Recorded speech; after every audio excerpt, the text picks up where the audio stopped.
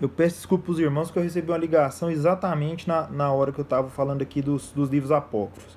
Então foram livros que foram escritos, independente de ter profetas naquela época, pessoas inspiradas por Deus, com o intuito de erguer a moral do povo, que estava passando por um momento difícil, né? Há livros bíblicos inspirados que também Deus, na sua misericórdia, inspirou homens para escrever para que levantasse a moral do povo. Mas eram inspirados por quê? Porque estavam no contexto dos profetas, né? O período dos Macabeus, o período em que foram escritos aqueles livros de sabedoria, tem um que chama até sabedoria, outro que chama eclesiástico, e eles não havia profeta naquela época. Então o judeu não reconhece eles como inspirado. E nós entendemos que essa compreensão dos judeus está correta. E aí tem alguns agravantes. Por exemplo, o livro de Tobias, ele ensina feitiçaria. Né? Ele cita um episódio de feitiçaria que um anjo ensinou esse homem chamado Tobias a consultar os mortos olhando para vísceras de peixe, que era algo que a Bíblia condena, desde o Antigo Testamento. E a Bíblia a gente sabe que ela não tem contradição, irmãos. Né? Muitas vezes o que acontece é de eu não entender corretamente o que está escrito nela, mas ela não apresenta contradições. Agora, esse caso é uma flagrante contradição com o que a Bíblia diz, para não consultar, fazer adivinhações, esse tipo de coisa. E Tobias fez, né? Está registrado no livro dele. Então, ele não encaixa no restante da Bíblia, né? É por isso que a gente fica com aquilo que os judeus entendem que, de fato, é o Antigo Testamento e com a palavra dos profetas, tá? Que foram homens realmente comissionados por Deus. Como é que a gente sabe que eles foram comissionados por Deus? Que a palavra deles cumpriu. Só por isso. Cumpriu e continuou cumprindo, né? Então, o julgamento que Deus mandou fazer dos profetas é isso. Se cumprir, é verdadeiro profeta. Se não cumprir, não é verdadeiro profeta, né? Então, Jeremias, Isaías, nós temos fartas provas de que eles eram verdadeiros profetas e falaram guiados pelo Espírito de Deus. O Novo Testamento, irmãos, o critério que foi adotado foi outro. Se eu tenho no Antigo Testamento os profetas que são a voz de Deus, no Novo Testamento a voz de Deus são os apóstolos. Como é que eu sei disso? Jesus os comissiona. Jesus chama aqueles 12 homens e dá a eles poder, dá a eles a capacidade da palavra. Depois vem o Espírito Santo no Pentecostes, eles fazem milagres, eles dão palavra de consolação, eles profetizam também, né? Olha o que Pedro fala aqui na sua segunda carta de Pedro, capítulo 1, verso 21. Porque nunca jamais qualquer profecia, ele está se referindo aqui à palavra de Deus, né, que é profecia, porque nunca jamais qualquer profecia foi dada por vontade humana. Quer dizer, Deus é que inspirou aqueles homens, né? Entretanto, homens santos falaram da parte de Deus, movidos pelo Espírito Santo. Assim como Paulo, lá naquele texto de Timóteo, afirma que a Escritura é divinamente inspirada, Pedro está fazendo a mesma coisa aqui, né? Deus inspirou aqueles homens para que eles falassem e escrevessem. Deus fez isso com os profetas e fez isso com os apóstolos. Então, o critério para estabelecer os 27 livros do Novo Testamento, e eu vou falar com os irmãos aqui a respeito deles, é o critério que a gente chama de apostolicidade. Foram todos escritos por apóstolos? Não. Mas aqueles que não foram escritos por apóstolos, foram escritos por homens que andavam com os apóstolos e retrataram o dia a dia deles. Por exemplo, o livro de Atos foi escrito por Lucas. Lucas não era apóstolo, mas Lucas era quase que um secretário de Paulo, né? Andou com Paulo e registrou tudo que foi feito ali no ambiente da igreja de Jerusalém, que depois se espalhou para o mundo, e principalmente o ministério do apóstolo Paulo, né? Mateus era apóstolo, Marcos não era, mas também andou com Paulo e retratou e registrou aquilo que Paulo falou e fez, né? É porque hoje, irmãos, a gente não tem ideia do que a gente não tem o sentido exato do que era um apóstolo.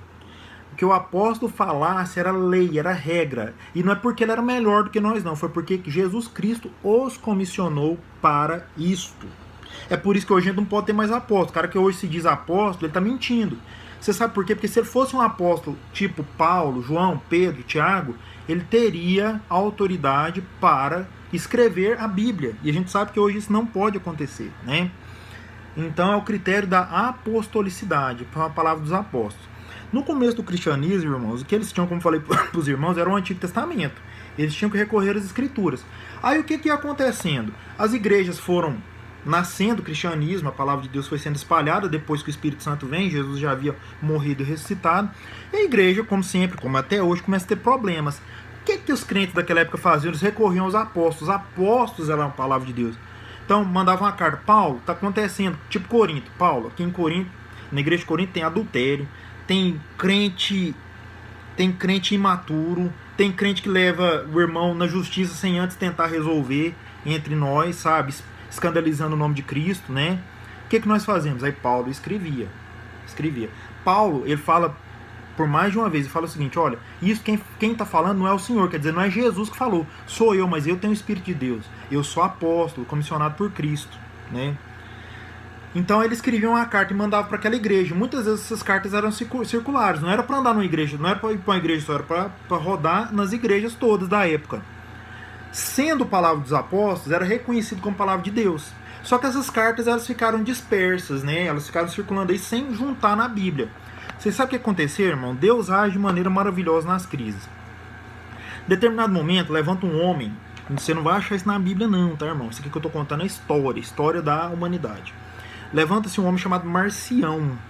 Marcião, ele era bem intencionado, irmão, mas alguém já disse, não é bíblico não, mas é muito verdade, que de boas intenções o inferno tá cheio. Foi o caso de Marcião, tá? O que Marcião fez? Ele entendeu que precisava. Marcião, ele desprezava o Antigo Testamento, como eu falei para os irmãos que tem algumas igrejas hoje que já fazem, ele desprezava, porque ele entendia que o Deus do Antigo Testamento era um e Jesus, o Deus, né, o Deus que Jesus Cristo pregava era outro, que não é verdade. Por quê? Porque o Antigo Testamento ele tem episódios realmente de matança, né? Episódios que são difíceis da gente entender, mas era Cristo cuidando do seu, era Deus cuidando do seu povo. Em determinado momento a gente entra nesses detalhes do Antigo Testamento com mais propriedade. Eu acho que não é o alvo do vídeo aqui, senão já o segundo vídeo, né, vai ficar tão grande quanto o primeiro. Então Marcião entende o seguinte, olha, tinha um Deus mau lá no Antigo Testamento e agora nós temos um Deus bom. Não é o mesmo. Mas não é o que a palavra fala. A palavra diz que Deus é o mesmo ontem, hoje e será eternamente. Tiago fala que o Pai das luzes, né, que é Deus, nele não há sombra de variação. Deus não muda. O que muda para nós é a revelação. Deus foi se revelando e conclui a sua revelação na palavra. Só que essa revelação ela foi acontecendo com o tempo, né? Foi acontecendo gradativamente. Então Marcião entendia isso. Então ele despreza o Antigo Testamento e como não havia Novo Testamento ainda, mas já havia essas cartas dos evangelhos escritos circulando entre as pessoas, ele fala assim, ó, vamos fazer um cânon. O que é o cânon? É o conjunto dos livros da Bíblia.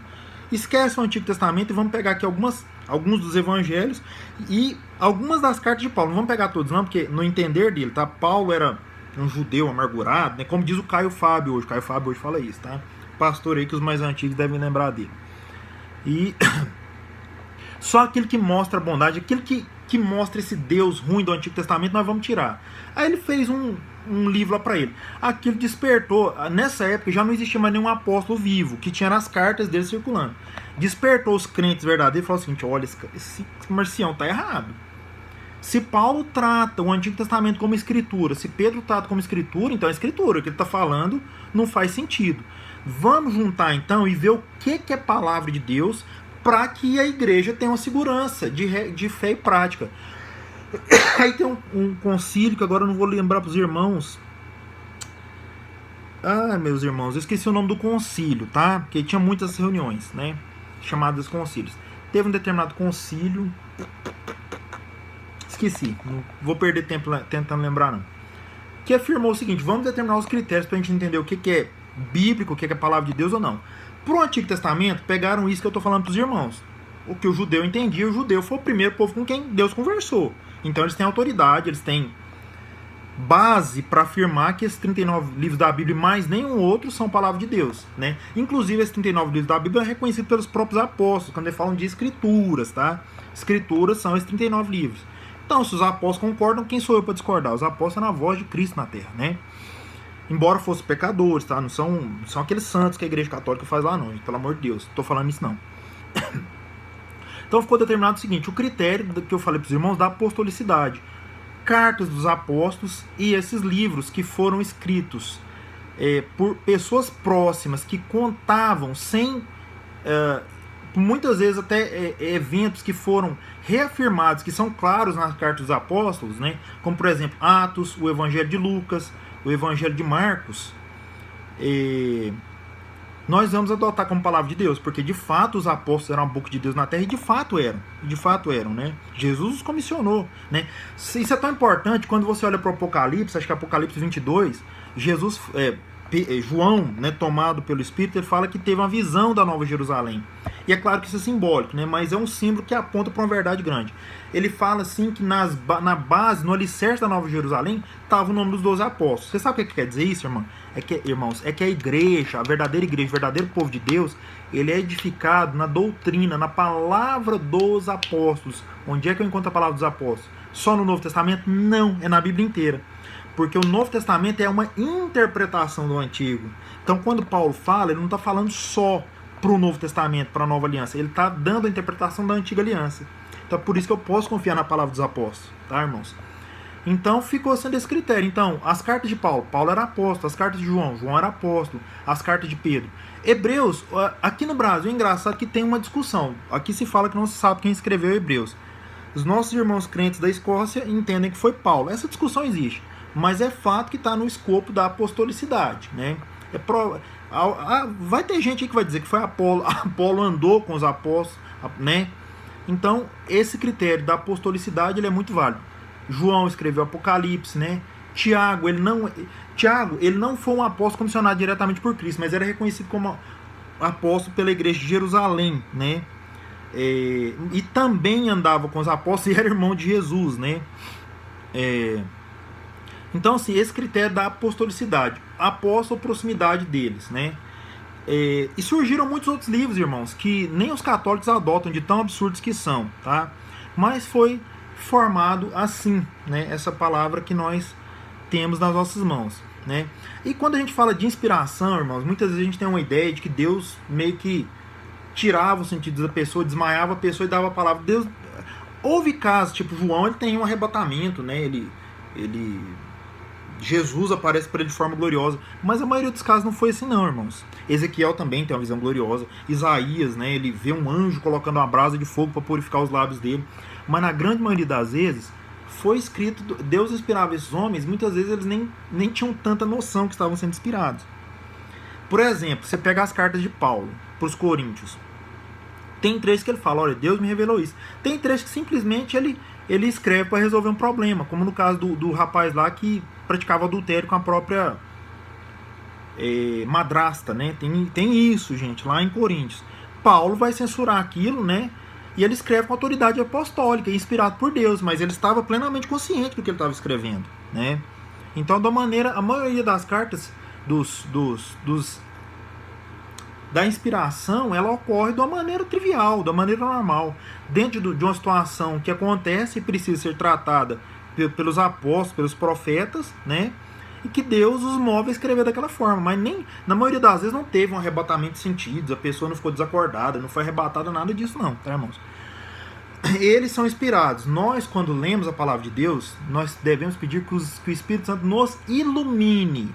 Você não precisa ser inspirado, porque você não vai escrever nada. A Bíblia já está escrita. Mas você precisa orar para que o Espírito Santo te ilumine, para que você entenda as verdades. Isso acontece. Quanto mais tempo você gastar nas Escrituras, lendo, mais o Espírito Santo vai te iluminar para fazer você entender essas verdades, tá, irmãos? Então, esse vídeo aqui já é mais curto que o outro, tá? Mas eu queria falar isso para os irmãos, só mencionando aqui, ó, como é que é dividido o Novo Testamento. O Evangelho, que é Mateus, Marcos, Lucas e João.